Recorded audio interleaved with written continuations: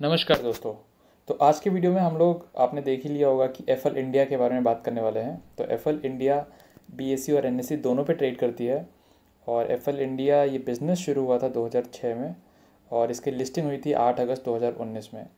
तो चलिए इसके बारे में कुछ जान लेते हैं। तो FL India is a global technology company with the proprietary consumer intelligence platform that delivers consumer acquisitions, engagement and transaction through relevant mobile advertising। दोस्तों आपको पता है कि अभी हमारा देश धीरे धीरे डिजिटल की तरफ जा रहा है और इसमें अगर किसी को डिजिटल के थ्रू अपना बिजनेस फैलाना है तो मोबाइल एडवर्टाइजमेंट बहुत ज़्यादा इंपॉर्टेंट हो जाता है। क्योंकि अब जब मोबाइल सारे इंडियंस के पास आ गया धीरे धीरे और जियो आपको पता है इतना सस्ता है और सारे प्रोवाइडर्स ने इतने सस्ते प्लान कर लिए हैं, तो जितने लोगों के पास अभी कंप्यूटर या लैपटॉप नहीं होगा उससे ज़्यादा लोगों के पास अभी मोबाइल होगा। और दोस्तों एफएल इंडिया मोबाइल एडवर्टाइजमेंट में ही फैली हुई है। तो आप बोल सकते हो कि ये गूगल का छोटा भाई है अगर हम लोग गूगल के सिर्फ ऐड का ही बिजनेस माने तो। दोस्तों फ़िलहाल ये गूगल की तरह उतना बड़ा हुआ नहीं है और ये समय ही बताएगा कि ये कंपनी कितना मल्टीबैगर रिटर्न्स दे सकती है। अभी आगे भी हम लोग जब इसका फाइनेंशियल देखेंगे, फंडामेंटल एनालिसिस करेंगे तो पता चलेगा। दोस्तों इसके बारे में और देखते हैं कि कंज्यूमर प्लेटफॉर्म में new customer conversion, engagement through and transition through relevant mobile advertising. जैसे आपको कोई नया बिजनेस शुरू करना है और आपको बताना है ऑनलाइन सारे लोगों को कि आपने एक नया बिजनेस शुरू किया, उनको अवेयरनेस देनी है, तो आप एफएल इंडिया को कांटेक्ट कर सकते हो। जो आपके कस्टमर, जो लोगों को आपके बिजनेस में इंटरेस्ट होगा, उन सेलेक्टेड लोगों को ये सर्च करेगी, उनको एडवर्टाइजमेंट दिखाएगी ताकि वो लोग आप तक कनेक्ट हो सकें। तो दोस्तों अभी एडवर्टाइजमेंट जैसे वो समय गया जब रोड पे होर्डिंग्स लगी रहती थी, दुकानों के सामने ऐसे ही लोगोस लगे रहते थे, प्रिंटेड बैनर्स लगे रहते थे। अभी मोबाइल एडवर्टाइजिंग में ही सब कुछ चलता है दोस्तों। तो मेरे हिसाब से तो इस कंपनी का आने वाला फ्यूचर बहुत अच्छा है।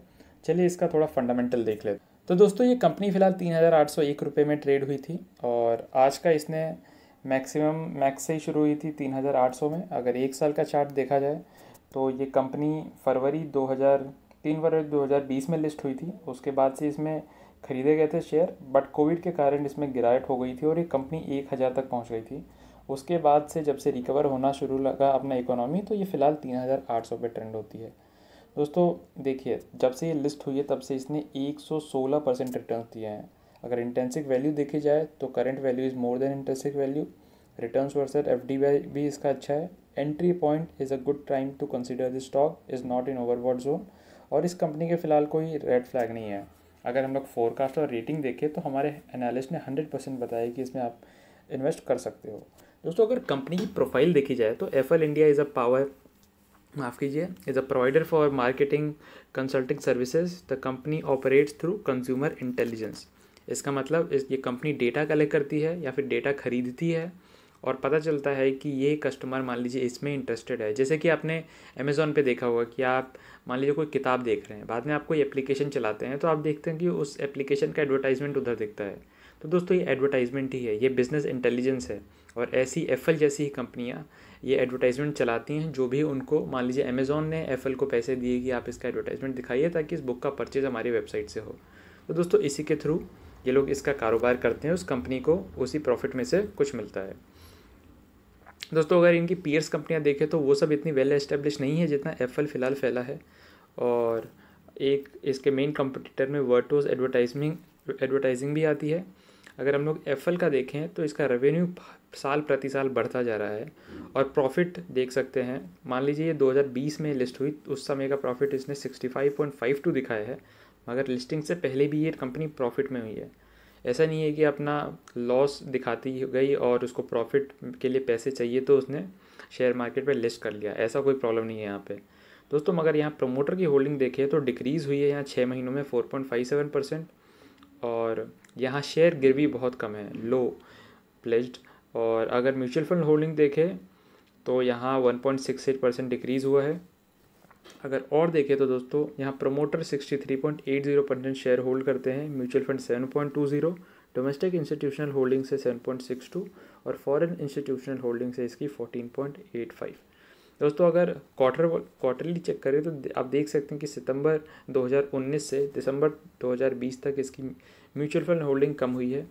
और अगर प्रोमोटर होल्डिंग देखें तो थोड़ी बहुत कम हुई है दिसंबर में, ये ज़्यादा डिफरेंस नहीं क्रिएट करता। आगे वाले अगर क्वार्टर में प्रोमोटर्स ने अपनी होल्डिंग डिक्रीज़ नहीं की तो।